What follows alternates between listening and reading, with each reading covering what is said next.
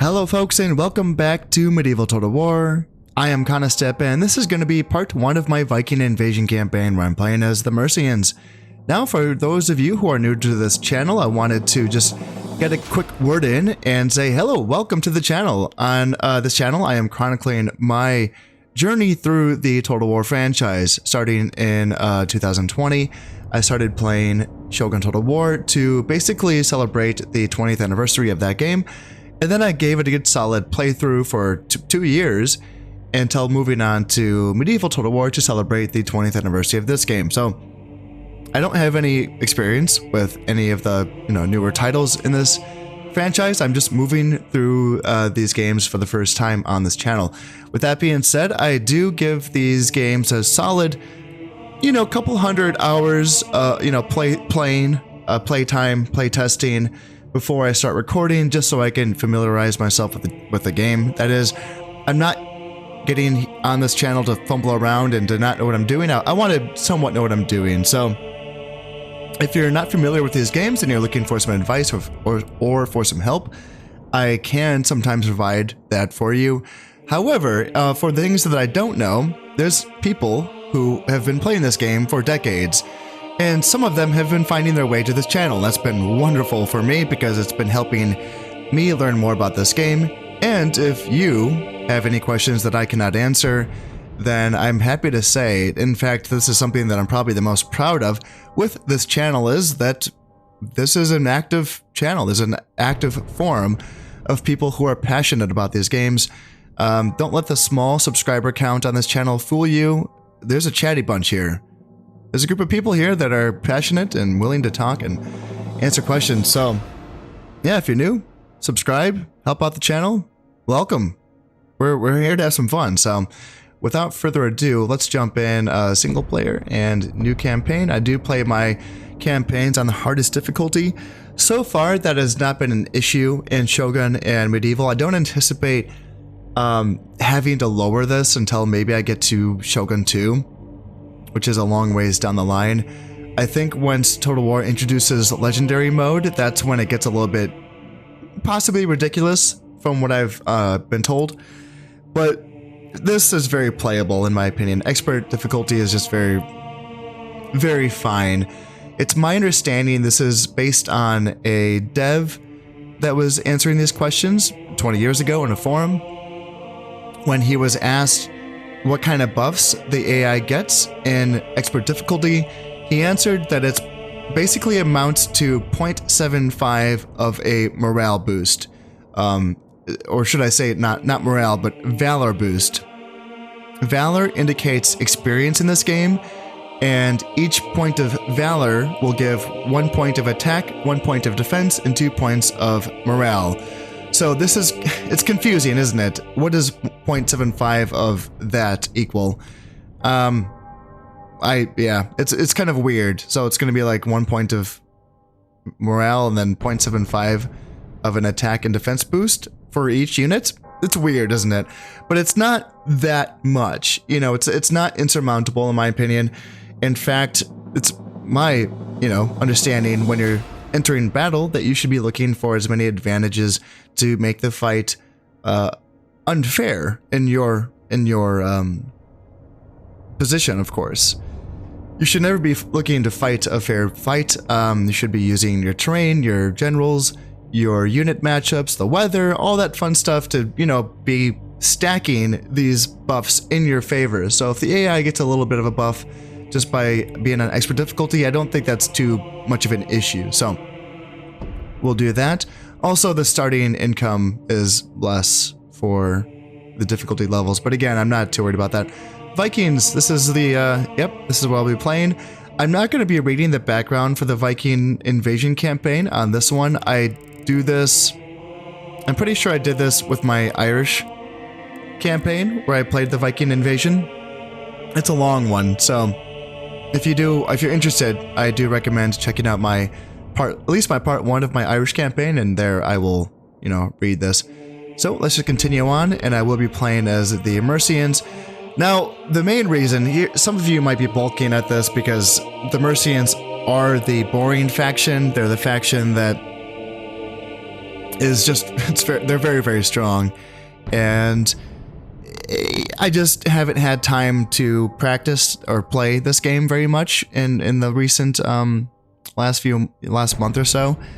In fact, I was intending to start this campaign immediately upon finishing my Irish campaign, but I just didn't have time to make a thumbnail for this campaign. So here I am, and I have played a little bit of the Mercian campaign. It does seem like it's a very, very easy start, so that's kind of what I'm in the mood for right now. I don't really, as I said, have time to practice an opening for a more difficult campaign like the Northumbrians, for instance, which I would love to play. I think this is, if I were to guess, I think this is going to be the campaign that I'm most looking forward to playing in this campaign, the Viking invasion campaign, just because I really liked playing as the Oda and Shogun, and they were the surrounded faction, and the Northumbrians are kind of the surrounded faction here in the Viking invasion. So I'm looking forward to them, but I can't jump into that. I don't want to. I want to, give you guys something that's worth watching. So Mercians, I don't know. I can't sit here and promise you that this is going to be the most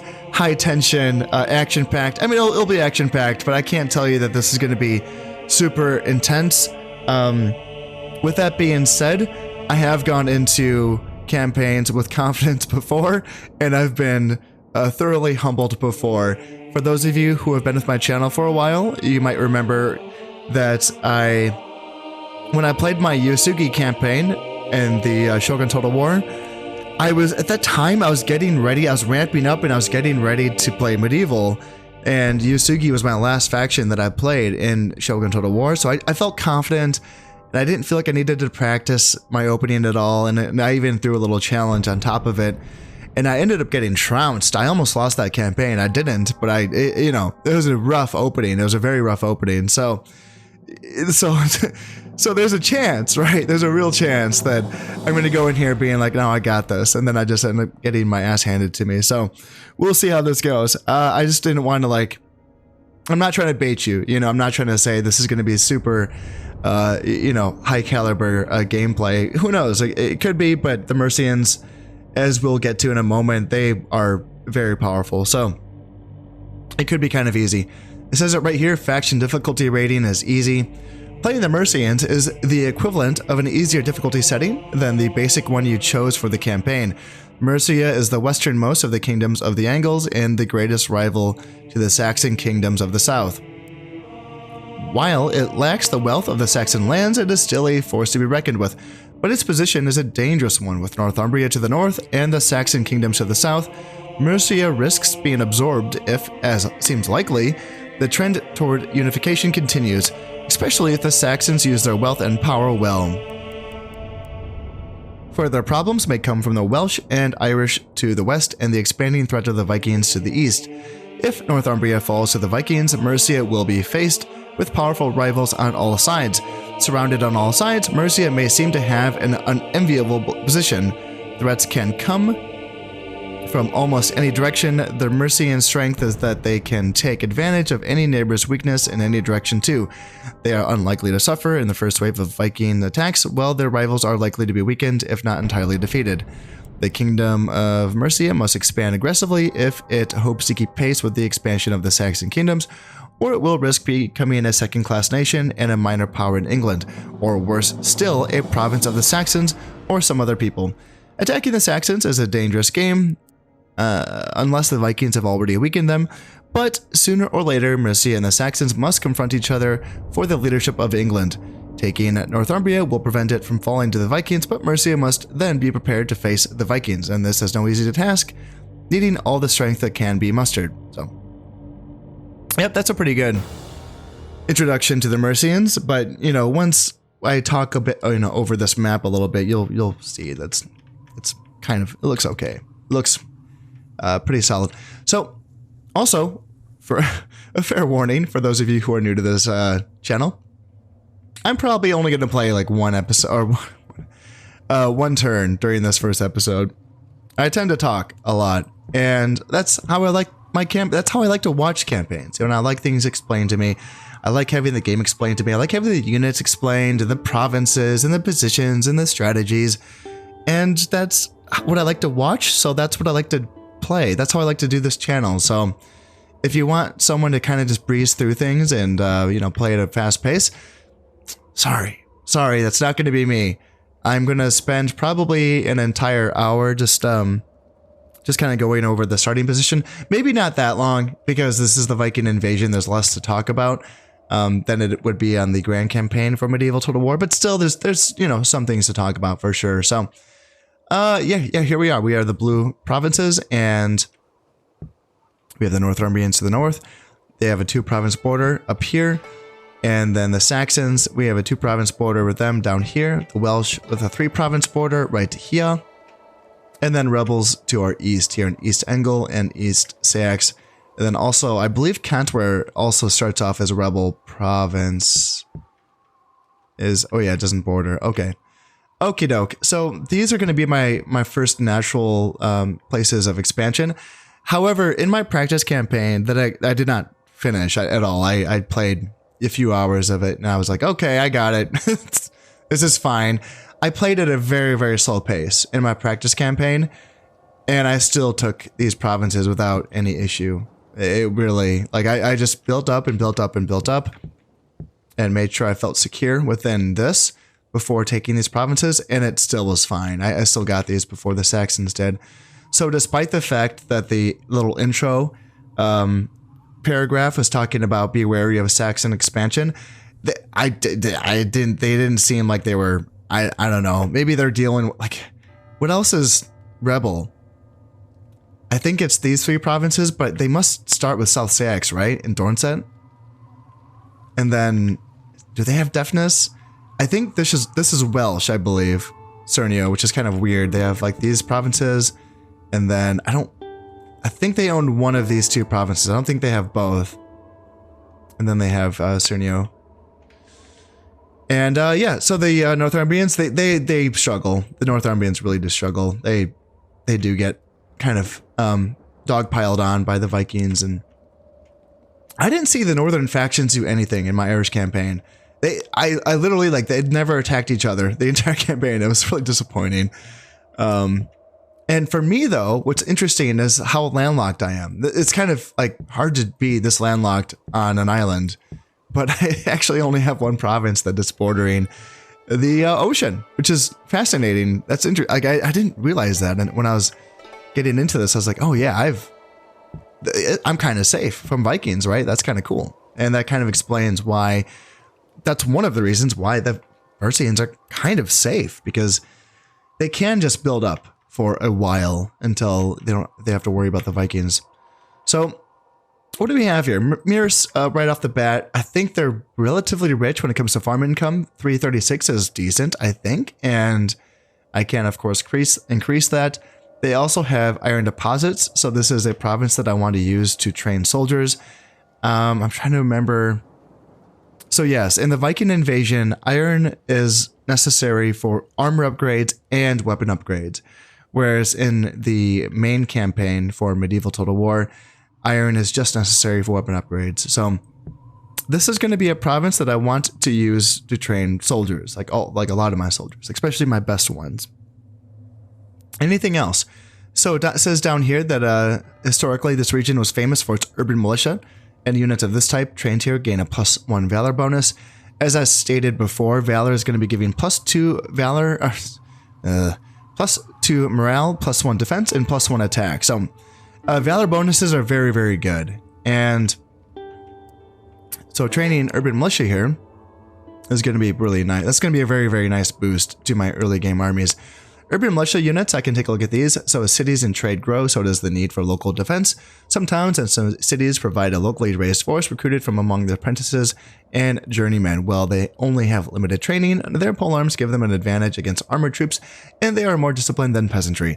Now, yes, urban militia are very low tier units, very, very low tier. And that's, you can see that by their cost. They cost only 100 coins to train, and then their upkeep is going to be 30 florins per turn. And even though they are technically they're armed with polearms, you know, you can see it in the photo, it says it in the paragraph description that they're armed with polearms. Here's the thing, according to the game stats, the way that it models their weapon bonus is that they don't have polearms. Polearms give a +3 attack bonus and a +1 attack bonus versus cavalry. In addition to that, polearms have a bonus versus armor.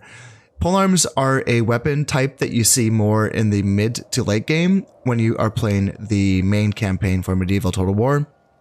They are available to the halberdiers and the chivalric foot knights, as well as the janissary heavy infantry, and maybe something else. That's all I can think of. Oh yeah, like the Swiss units, like the Swiss halberdiers as well. But it's a pretty rare unit type actually in the main campaign.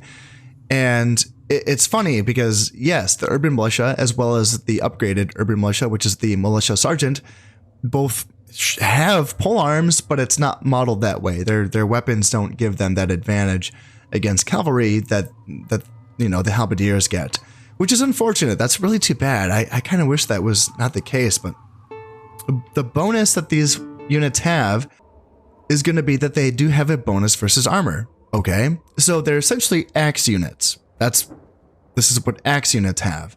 They have a bonus versus armor.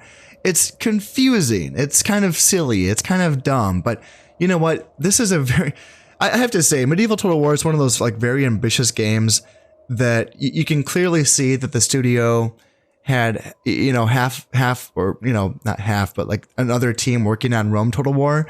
Well, this team was working on Medieval Total War, trying to make sure that this game got out and got released in time, you know, while still giving 2 years of game life to this game before Rome came out. So like there's a lot in this game that's like not quite finished or not fully thought out or kind of silly, kind of dumb. Some things in the building tree are kind of like dead ends. There's some weird things in Medieval Total War, but there's part of the charm, you know. There's a lot of ambition that went into this game, which is funny because when you look at ambition, you look at Rome Total War, right? The game that really changed the franchise. But Medieval Total War, they really were trying some stuff. I mean, compared to this to Shogun, they really went for it, and they really put a lot of work into this game. But then you have things like this where it's like, okay, what's going on here? Like, why did they do this? Why not just give them the polearm bonus? Or what? I don't know. It's a funny thing. And also what's funny about this is that the bonus versus armored troops, what does this give to you? Well, you would think it would just be armor mitigation, right? As for example, that's what they do for missile troops that have armor mitigation.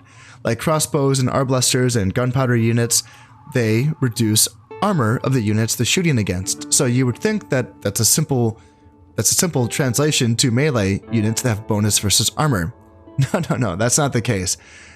What happens is a unit that has this trait will take the armor value of the unit that they're fighting up against. So if that unit that they're fighting up against has an armor value of 4, they're going to have that armor value and add that amount to their attack stat. So let's say the urban militia has an attack stat of 2. I don't know if that's true or not, but if they're fighting a unit that has an armor value of 4, have that, which is 2, add it to 2, then these guys are going to have an attack value of 4 fighting up against that unit.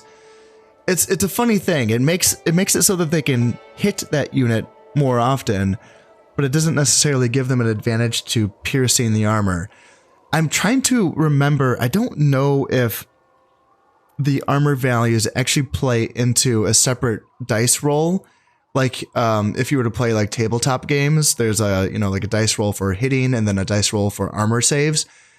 I think the reason why is because that armor roll does happen when units are getting shot by missile units.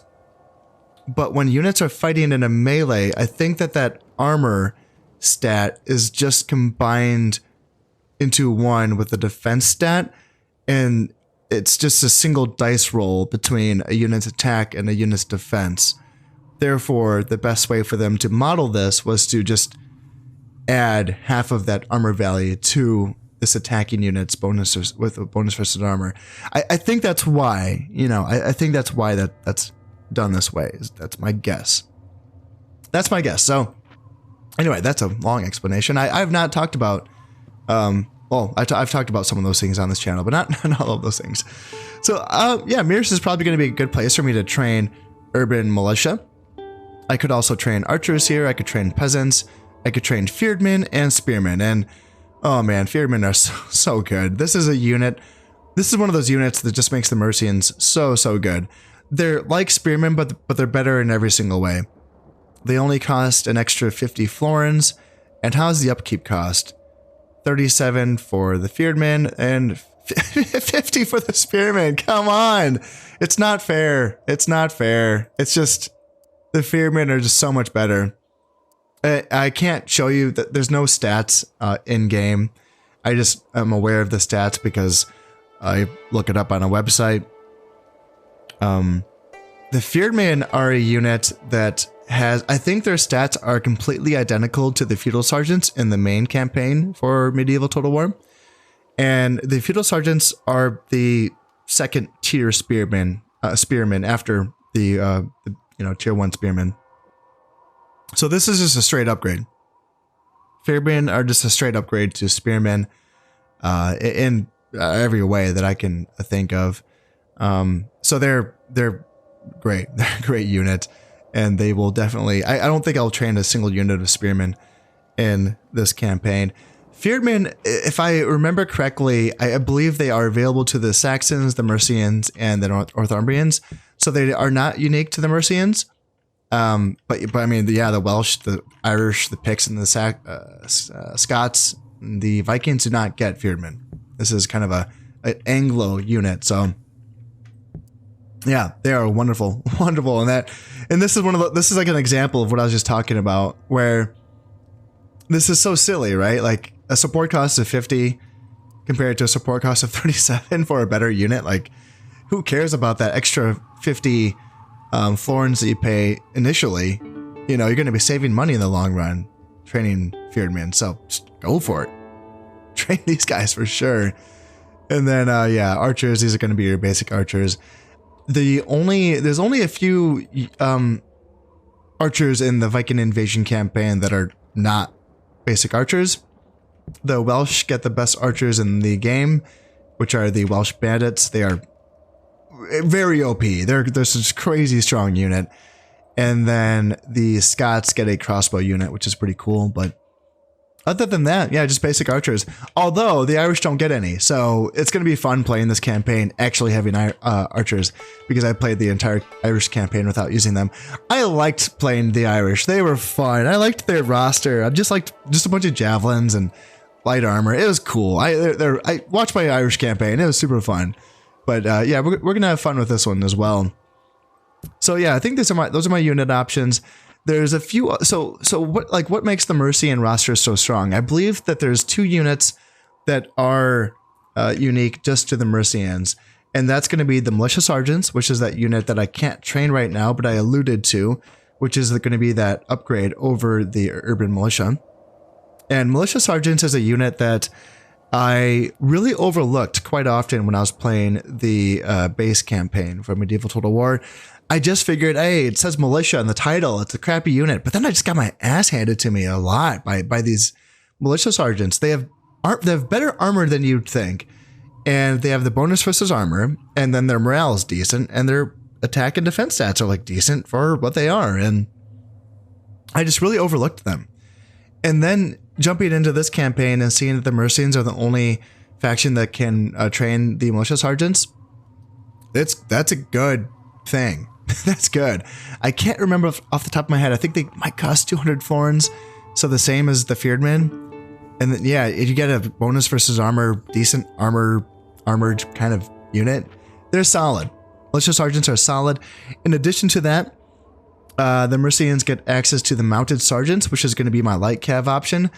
And I initially thought that was an incredible advantage. I really thought the mounted sergeants would be like the best light cav in the Viking invasion campaign. It's funny. So the unit that most factions in this campaign have access to, that's going to be their light cav option, is going to be just the basic horseman. It's a unit that I believe was added into this game with this expansion. So a few factions in the main campaign, I believe, also got access to the horsemen. when this expansion was bought and made. I believe like Hungary and Poland and like the Danes got access to the Horseman unit. And just based on its really generic title, you'd think the Horseman is you would think it's like really, really bad. And it's actually kind of solid. The Horseman unit, it's a pretty good light cav unit. It's shocking. You just wouldn't think it. And the mounted sergeants that the Mercians have access to only have an advantage, I believe, in charge bonus and maybe something else. I think their armor might be a little bit higher than the Horseman. However, whatever advantages that the mounted sergeants do have is somewhat mitigated by the fact that horsemen have... Now, I'm going to get this wrong. I'm trying to remember. There's a building. So in the building tree in the Viking invasion campaign, you can build a building that gives valor bonuses to horsemen, but there's no building that gives a valor bonus to mounted sergeants. Also, I'm trying to remember if there's a province in this campaign that gives bonuses to either the mounted sergeants or the horsemen. I can't remember, but I think the issue is the building train. I think that there's the building tree.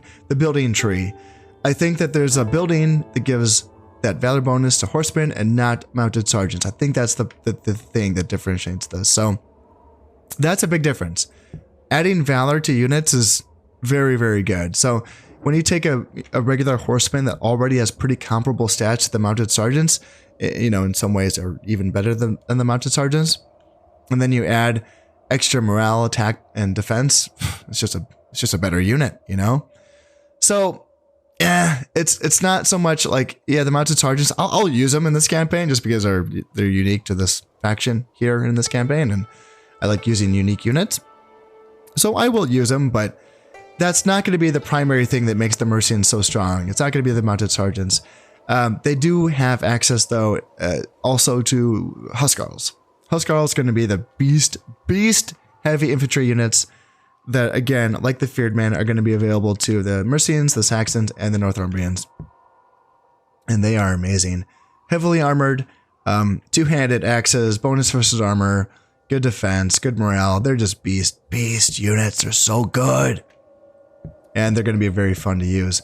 Now, unfortunately, this is where it gets kind of silly. Like, when I play the Viking invasion campaign, it's very important to me. You can see that I don't start this campaign with any emissaries. And I want emissaries. They are very important to me because emissaries give me some sort of diplomatic agency. These are the agents that allow me to seek out wives for my sons. Now, do I have any sons? Yes, I have 2 sons. Neither of them are of age, but Prince Ethelbert is 13, so he will be of age in 3 years. And then Prince Offa is 6, so he will be of age in 10 years. And the king is 36, so kings don't start dying of old age until they hit 57, I believe, is the number. I don't think they will die of old age before 57. But I think once they hit the year 57, that's when there's a chance of them dying of old age, I believe is how that works. So King Offa, he's married, you can tell that here. And he is the king, you can tell that here. And influence of 4 is not super great, but influence is hard to come by in this campaign as opposed to the main campaign. Stats seem to be a little bit lower for kings in this one. So piety doesn't really matter too much. Piety, it has to do with religion, and everyone in this campaign is Catholic except for the Vikings, and they don't seem to really go on too extensive of a mission to try to convert the population to paganism. They kind of just attack you. They don't really worry about trying to convert you or anything like that. So piety doesn't seem to matter too much. It does, like in provinces that have high zeal, you will want governors that have high piety as well as high dread to keep the population loyalty. But again, that's not super important. Command stars, command's going to be very important in the early game because, he's going to be my best general, I believe, right? He's my best general. He's my only general with any command stars. So in addition to being a 5-star general, he's also a skilled attacker, which is going to give him +1 command when attacking. So that's going to bring him up to 6 stars. So what do the command stars actually do? Well, this is again something that I've literally been explaining for years, and I still feel like I sound like an idiot every time I explain this. So let's see how I do this time. For every 2 stars, every unit that's on the battlefield is going to be gaining 1 point of valor. So that means that for these 4 stars, every unit that he commands will be gaining a +2 valor. So what does it mean if a general has like an odd number of stars, like 5? Well, for every single star, units that are within a certain radius of him, I think it's like 50 meters or whatever, but it's just a close radius to the general. For every command star, those units within that radius will be gaining 1 point of valor. So even a 1-star general is going to have an effect on the battlefield to units that are close to him. So that's my understanding.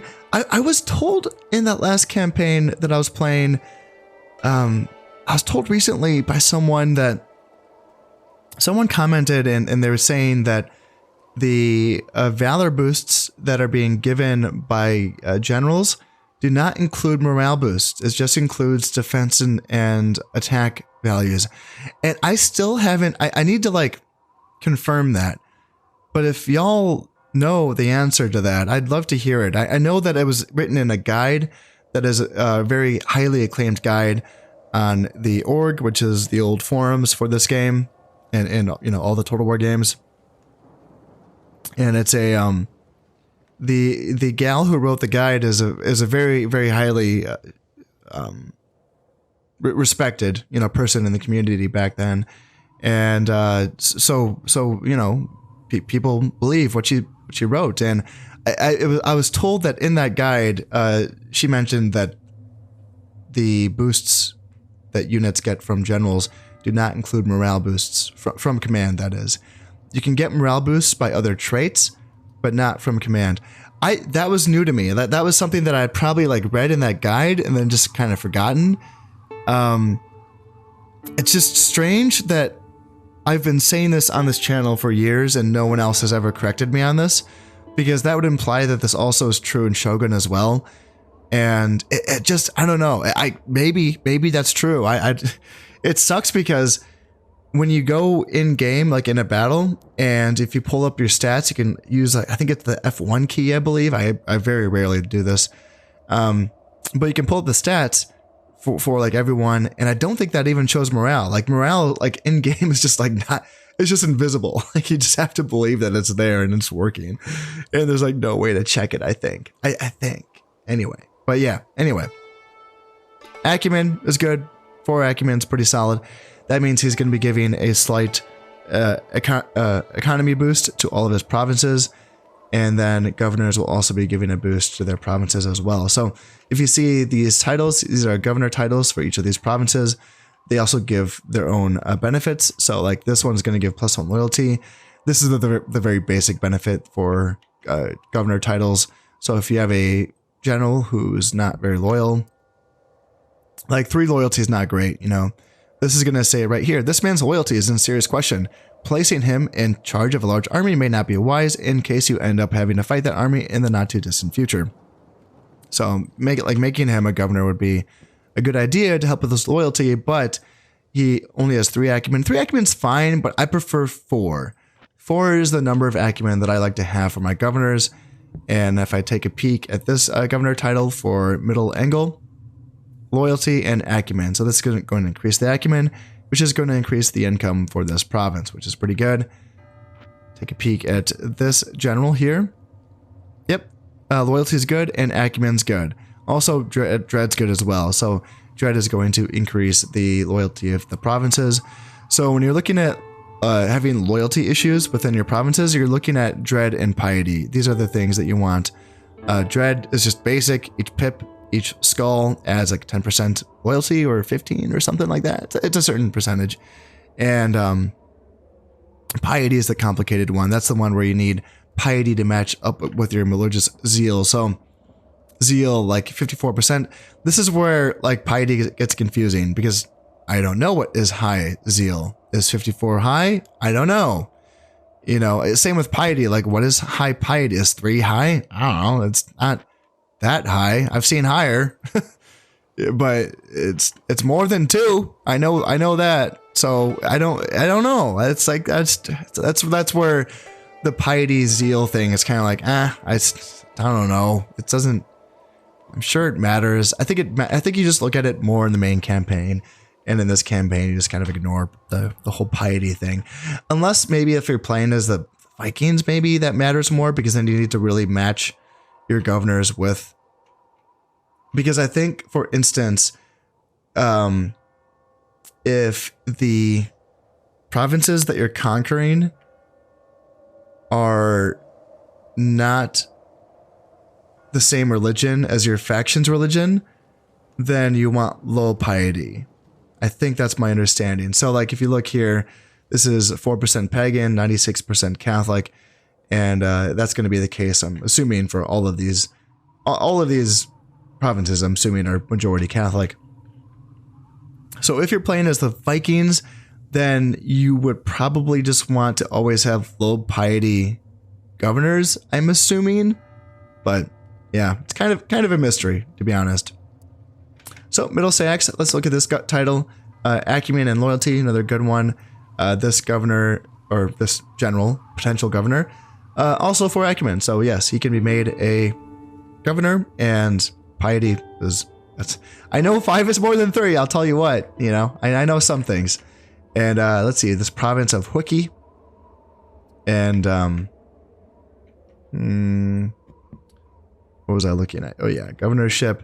Yeah, that gives piety, thank God, and loyalty as well. And then this governor, yeah, I might see. I don't know. I don't really want to use him because of his. I'm just looking at acumen. Really, acumen is kind of the only thing I really care about. I just feel like at this point in the campaign, the loyalty should be fine. And another 4 acumen, so that's nice. He's going to be useful. And I have some units here as well. Any more 4 acumen? Yep, another 4 acumen, but he has 2 loyalties, so. Luckily, I mean, I can increase that loyalty to 3 by giving him a title as well, so that should be fine. And then, Merce, this title is going to be giving +3 loyalty, +1 acumen, and +1 dread, so this is a very good one as well. And I think Merce might be my richest province. Let's look at this. What is my richest province? Yep, Merce is going to be my richest province, so this is what I want to give to my best governor, I think. Well, not necessarily. I have a few guys who are all acumen 4, so one of my not so good guys can be the governor of Merce, and then someone that has a bit more dread and or piety can be a governor of an outlier province. Here's the reason why I'm not too concerned though with population loyalty, and this is actually something I really like in this game, is that you can boost it so easily with watchtowers and border forts. This is just an auto build building. I love these buildings. It just takes 1 turn to build. 100 florins, just go for it. Just build those all the time. They're so good. Like, I think that's just gonna be the thing I build in every province. Turn 1. Like, they're just so good. You get them out of the way right away. Also, that gives you vision on neighboring provinces. So it acts as a spy. So I will be able to look at the troop composition for these armies here. I'll be able to spy on the Saxons, the Welsh, the Northumbrians, and that gives, as I mentioned, a population loyalty boost to all of my provinces. And then the upgrade to that building also only takes 1 turn to build, the border fort. And that also gives a little bit of a boost, not as much of a boost as the border watchtowers, but it gives another 5%, I want to say, boost to population loyalty, as well as it allows you to catch enemy agents, such as spies and assassins. Now, I don't have to worry about spies and assassins at this point of the campaign because no one has any that I need to worry about. But the population boost, I think, is worth it, and the border fort's also very cheap. So it's just a no-brainer. It really is a no-brainer just to build those buildings right away in all of my provinces. And I think, let's see, I can get my titles assigned, so I'm going to be taking a peek at this. I suppose I don't have to overthink this too much here. He has 4 acumen, 2 loyalty, so he can benefit the most from having the loyalty boost from the becoming the Earl of Mercian.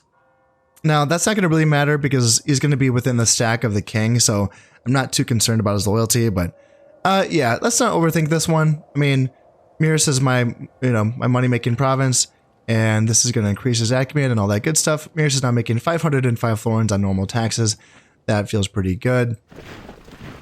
Now, the governors do not have to be inside of the province that they are governing. They are just titles that they hold on to. So that's all that's necessary there. Now let's look at my next highest earning province. So 112 here, 133, 267, and yeah, 267 is going to be my next one. And let's see, how are things looking? Loyalty 112, zeal 49. So I don't need like super high zeal here, or should I say piety? Doesn't need to be him. Let's see, could be maybe him or maybe even him. Yeah, let's make him the governor of Middlesex. So making 267, give him a little acumen boost here. 401, that feels pretty good. And then what's going to be my next highest after that? So 112, 133, 224, 224 it is. Wiki. And let's see, where's going to be, who is left? You're left and you're left. So these are my 2 captains that could be governors. Let's see, who do I want to be governor of Wiki? Wiki is 48% zeal, so nothing too crazy. And yeah, 3 piety, 3 dread. Let's make him the governor of Wiki, so 224. It's going to add some piety, but again, not a big deal there. 314, that feels okay. And then one last guy, Utrecht, is going to be he's going to be my last governor that I assign right now. So out of these 3 provinces, I think Rocket say 112, 112, and 133. So you can be the governor. It's going to give acumen and loyalty. And yeah, let's go here, making 200 now.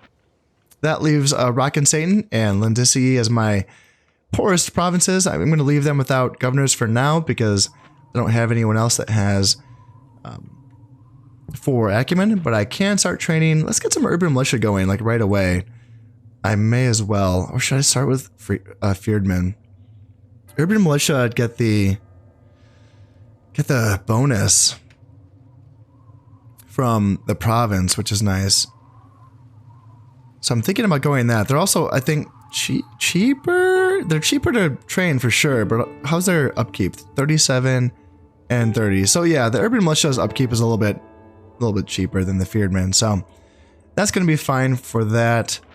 And I'll be building border watchtowers in every province. And let's see, I can... What else do I want to do here? Probably raise taxes a little bit. Maybe not too much. I don't like being borderline. I know that's technically like okay.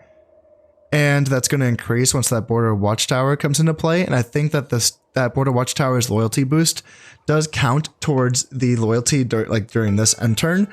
So I think it should be fine, but I also don't like risking it. Like I don't want rebellions this early in the campaign, you know? So I'll look around. I'll see. Do I want to do that? Nah, not really. This I have to lower. Yeah. Okay. So I bring that to low taxes.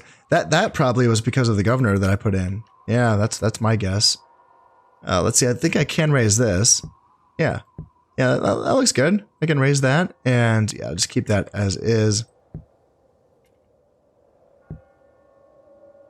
And I can raise it here in Mercian though. So I can put it up to very high. And loyalty is still going to remain at 140%, making 631 florins here in Mercian. So what does that leave me at? Making 1,400. That feels okay. That feels okay. And my treasury is sitting at 2,000. So that also feels okay. Are there any other bonuses that these provinces give me? I haven't really looked at all my provinces yet. So Lindisi, nothing really, but it is bordering the ocean. So I can, this is my only province where I can actually build a port and eventually train boats from. So that's going to be the goal here from Lindisi, is to build up to boats here in Lindisi. Because having boats in the water is going to form a protective barrier against the Vikings.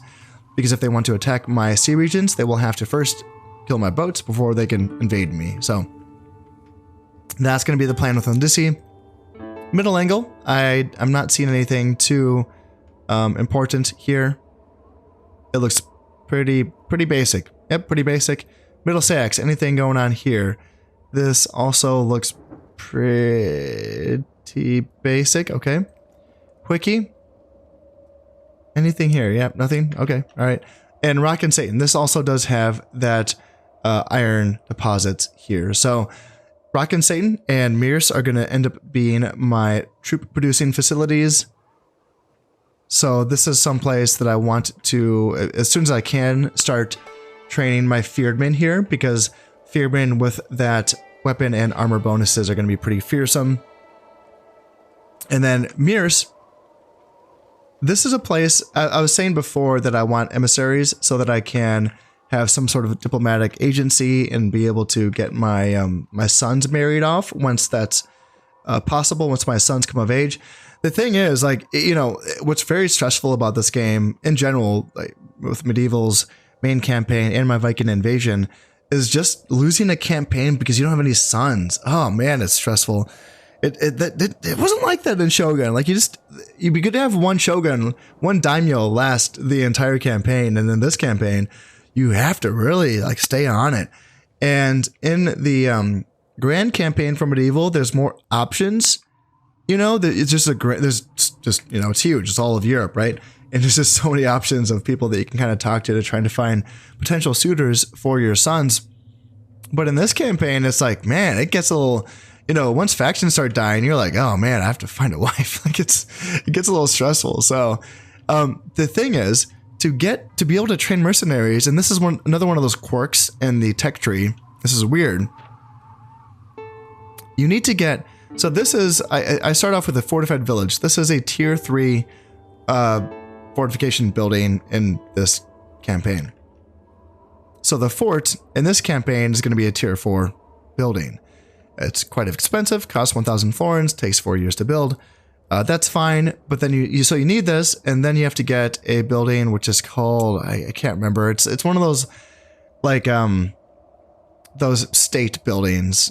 They're like the office buildings. That's what they were. Royal something. But you need that building before you can train emissaries.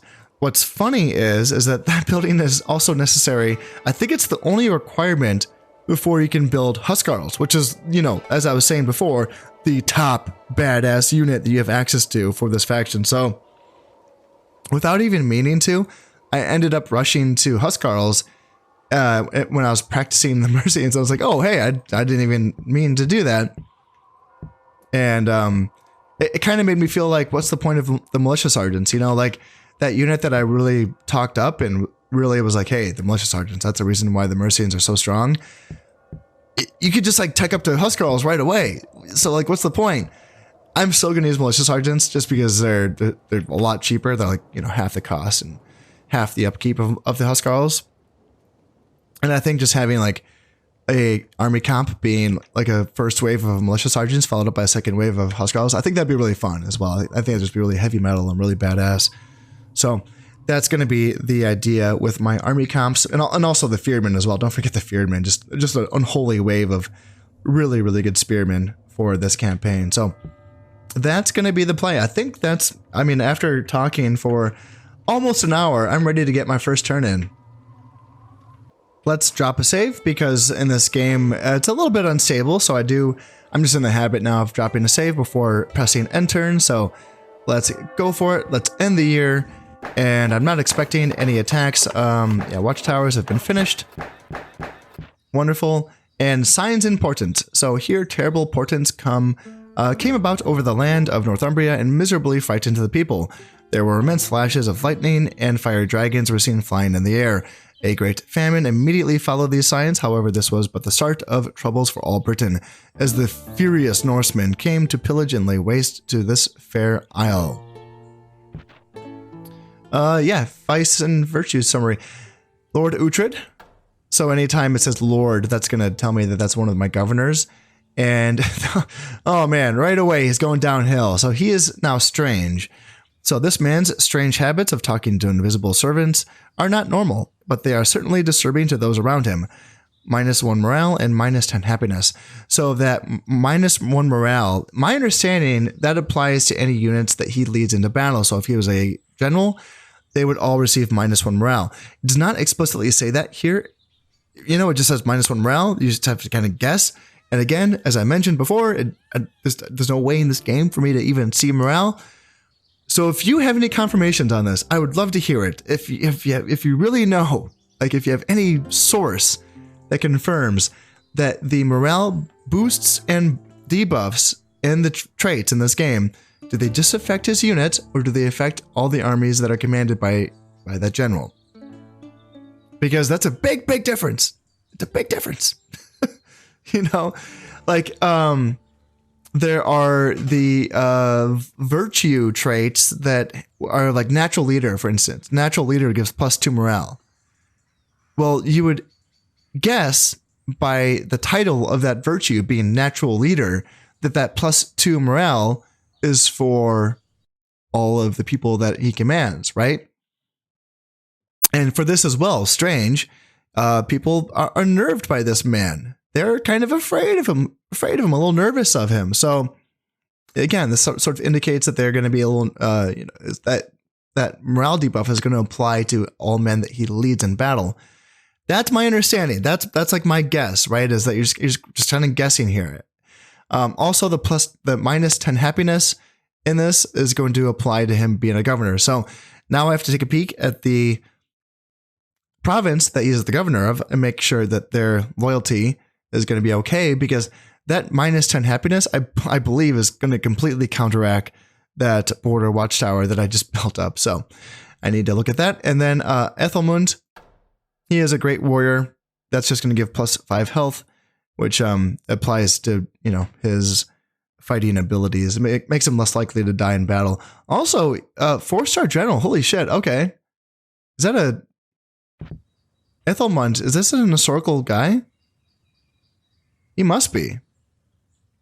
Usually historical people are the ones that come out with a stat line like this. And he has 4 acumen, so I can make him a governor. He must be historical, yeah. He must be. Well, yeah, I could make him a governor of either Lindicia or Rock and Satan, and they're both the same level of poor, so I don't think it really matters. Let's see, loyalty, 120%, 120, zeal is 56, zeal is 42. So what's his piety? Piety of 3. So does that matter? I don't know. Let's let's look at it and test. Like, so zeal 56, zeal 42. Loyalty is literally the same, 123. So let's do a 3 piety guy becoming governor of a 42% zeal. And let's see what this does. Ooh, Rock and Satan's going to give command star. Holy shit. Oh, what? I'm glad I looked at that, man. So I'm going to make him a 5-star general. Holy shit. Okay. So it raised the loyalty by 7% by putting him... See, but that was just the dread, wasn't it? The dread just did that. Yeah, it's hard to see. I don't know. It's hard to really get definitive answers on this case. But yeah, all right. He's good. 5-star general. Holy shit. Where do I want him?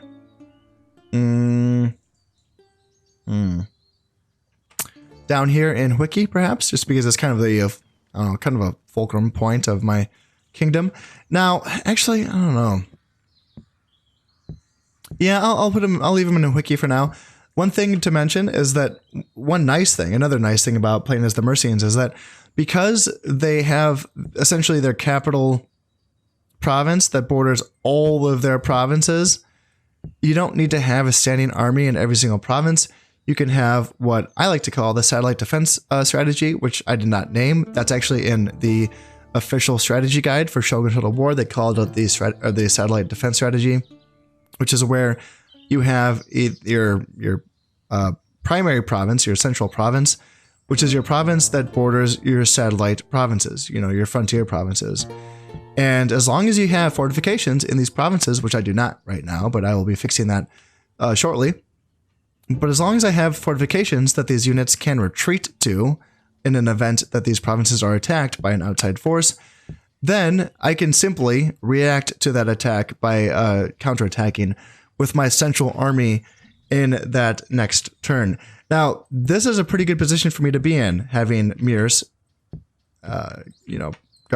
border all of these provinces. But it's not exactly perfect because it also does border the Northumbrian province of Deary. So if I were to leave Mirs, my capital, with my only army to go defend my provinces somewhere else, and then the Northumbrians were to attack Mirs, my capital, and what would at that point be my most built up province, I could lose some very important buildings that I've spent time and money in building. So this is not a perfect situation. I would still probably want at least 2 armies, one to defend Mirs and then one to respond to any instances of attack. With that being said, actually, let's just withdraw. I changed my mind. I want Ethelmund back with the king. How's his loyalty, by the way? His loyalty is fine. Yeah, it's okay. One thing I forgot to do is I should send my bishop. Again, because everyone's Catholic, it doesn't really matter too much about spreading Catholicism, but he can still be used as a spy and a diplomat. He can be used to get alliances with other factions. Do I want alliance? Does not really, like, the only point to having alliances in this game is, ooh, I want an alliance with the Vikings. Yeah, that's who I want an alliance with. Let's just, go there. He will work his way to a province with a port. And Jesus, is the closest port? Where's the closest port? There's nothing inside. He has to go all the way up here? Holy shit. Okay. Yeah, that's fine. Just find the Viking king and talk to him and get a peace treaty. Become allies with the Vikings. That's going to be your job, priest. Other than that, though, so like in Shogun, just by nature of being allies with someone, you get an income boost. You get like 250 koku per year. You don't get that in this game. What you get, though, is that you get kind of a bit of a guarantee of a non-aggression. And what that comes from is that if you attack an ally, that's how you lose influence. So there's a cost to this. You know, if you attack an ally, you lose influence, your king loses influence, and influence is important because this directly affects the loyalty of your generals. If your king loses influence, then your generals are going to lose influence. And not influence, they're going to lose loyalty. Your generals will lose loyalty, and subsequently, they could cause a rebellion or a civil war. Now, I can't see. I haven't read in a while. I forgot this, so please remind me. I think that you need to have a disloyal family member to have a civil war, to lead that civil war. I think by having disloyal generals, I don't think that's enough to cause a civil war. Please correct me if I'm wrong. I know that there are those of you who are watching this channel who have already done this, and you're going to be annoyed that you have to do it again. Sorry, lads. It's just your lot. You have to. That's your job. You have to remind me of the things that you've already told me. So, oh God, I know. I just can't remember everything. But I think you need family members to start a civil war. I think you do. But yeah, anyway, that's so like having allies is kind of like a guarantee of not getting attacked. Not a total guarantee. I think there's still instances people will break that alliance, but it's much more of a guarantee than it was in Shogun, where it was just like, they're like, yeah, screw you. We'll attack like all day long. Like in Shogun, they just were attacking allies all the time. Whereas in this game, there's definitely more role playing for sure in medieval Total War, where factions are like, no, I can't lose that influence. I'm going to have a rebellion for sure, you know? But let's look at the Welsh king. How's he at? 4 influence? Yeah. But with that being said, I shouldn't be like getting alliances willy-nilly because I plan on killing everyone, right? Like that's the thing with playing a campaign where the goal is to take every province. Why be allies? You know, why be allies with everyone except for the Vikings? Like them, what was really nice about playing the Vikings, I got an alliance with the Vikings. Or sorry, when I played as the Irish, I got an alliance with the Vikings, and the Vikings did not attack me until there were no other factions left in the campaign. So that was wonderful. They were wonderful allies the entire time. So I'm going to try to repeat that using my priest in this campaign, and therefore I can set my attentions typically onto the rebels and then eventually onto the Saxons. But you know what? That's going to be it for this episode. I told you it was only going to be one turn. I told you. You didn't believe me. You thought there's no way I could talk for 1 hour and just play one turn. You'll learn. You'll learn. But things will be picking up in later episodes.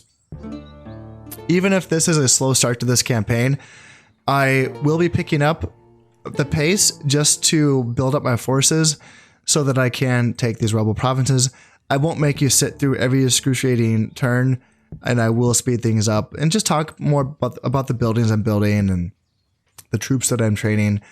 But things will pick up once I can start getting my forces built up and I can start taking some territory. But yes, that is all going to have to wait until next time. As always, I hope you've enjoyed this one, and thank you very much for watching. This has been Concept playing Medieval Total War Viking Invasion. Thank you very much, and goodbye.